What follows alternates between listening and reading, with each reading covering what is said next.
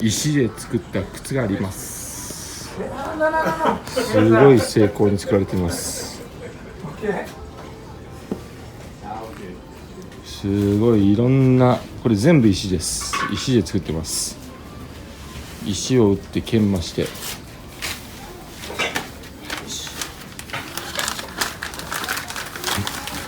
そして今矢部さんが商談成立です。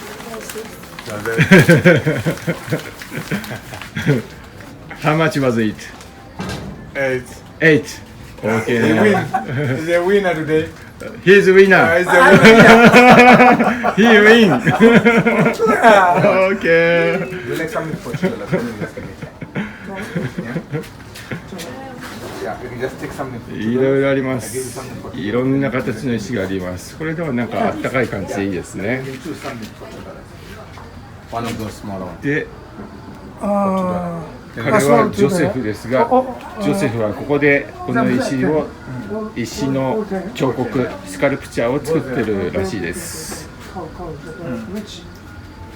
お、また商談が始まりました。あとね、2ドル出したらもう一つくれる。あ、本当に。おっと、これは、いいですね。ウィニングアゲイン。ダ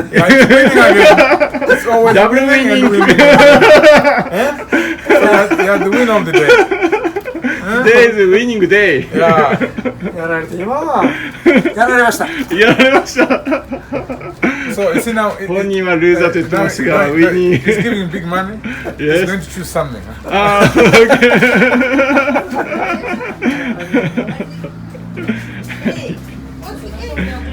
いろんな彫刻あります。は